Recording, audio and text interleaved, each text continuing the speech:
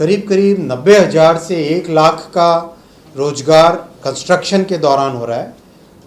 करीब करीब 90,000 लोगों को रोजगार कंस्ट्रक्शन के दौरान मिल रहा है, लगातार मिल रहा है।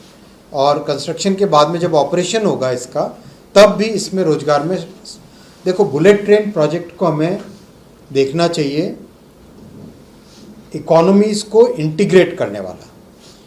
जब ये प्रोजेक्ट कंप्लीट हो जाएगा और इसमें फुल स्केल पे जब चलेगा, तब मुंबई से अहमदाबाद 1 घंटे 58 मिनट में पहुंचेंगे।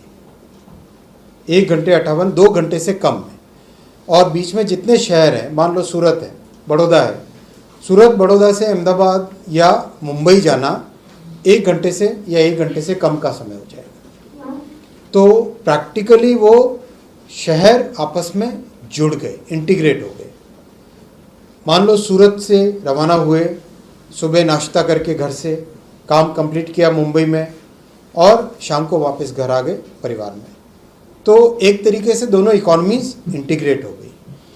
तो जब सबसे पहला बुलेट ट्रेन प्रोजेक्ट बना था जापान में, तो Tokyo, Nagoya, Kobe, Kyoto, Osaka, ये सब इकोनॉमीज इंटीग्रेट होकर उनका मल्टीप्लायर इम्पैक्ट होता है। यानी फैक्ट्रीज अब कहीं पर भी लग सकती है, पूरे रास्ते में फैक्ट्रीज लग सकती है, पूरे रास्ते में आईटी के बड़े हब्स बन सकते हैं, पूरे रास्ते में ग्लोबल कैपेबिलिटी सेंटर्स बन सकते हैं, पूरे कंप्लीट अलोंग द स्ट्रेच बहुत सारी इकोनॉमिक एक्टिविटी जनरेट होती है।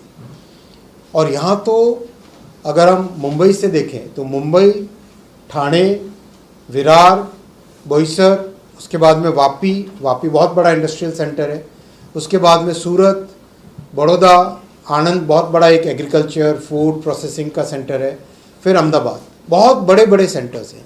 मैसिव पॉपुलेशन है। टोटल पॉपुलेशन हमने एस्टिमेट की थी उस टाइम में, इस पूरे की अंदाज लगाओ एक बार, तो ना मच मोर देन 4-5 करोड़। हाँ, करीब करीब 5 करोड़ के आसपास की पॉपुलेशन इससे केटर होती है, और करीब 100-150 किलोमीटर तक का एरिया उससे कवर हो जाता है। तो ये सब इकोनॉमीज आपस में इंटीग्रेट हो जाती है।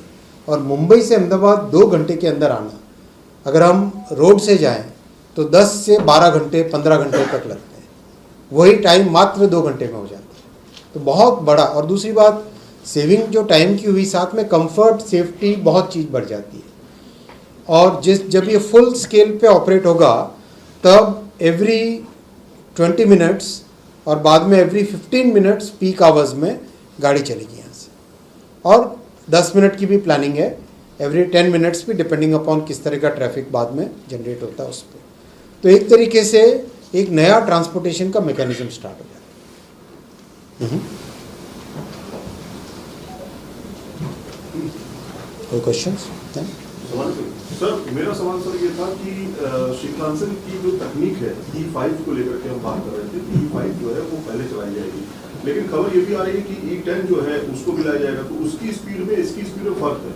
320 किलोमीटर प्रति घंटे की रफ्तार से ये चलती है, 360 तक वो। तो जो ट्रैक है हमारा, वो क्या इतनी स्पीड के लिए बिल्कुल, ये ट्रैक 350 की स्पीड के लिए डिज़ाइंड है। और जब 350 की स्पीड के लिए डिज़ाइन होता है, उसमें 20% एक्स्ट्रा मार्जिन भी रहता है, डिज़ाइन का मार्जिन हमेशा। तो ट्रैक इसके लिए पूरी तरह से तैयार है। हाईएस्ट स्पीड जापान की जो E5 और E10 दोनों ट्रेन्स हैं, उन दोनों के लिए ट्रैक अपनी तरह से पूरी तरह से प्रिपेयर्ड है।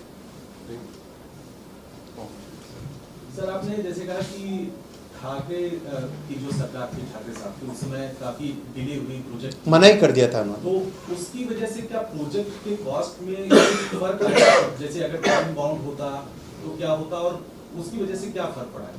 2.5 साल का लॉस हुआ उसमें, 2 साल से ज़्यादा का लॉस हुआ। नेचुरली उसका क्या कॉस्ट का इम्पैक्ट आता ही है। वहाँ बहुत सारी चीज़ें थी, जो टीम पहुँच गई अंदर,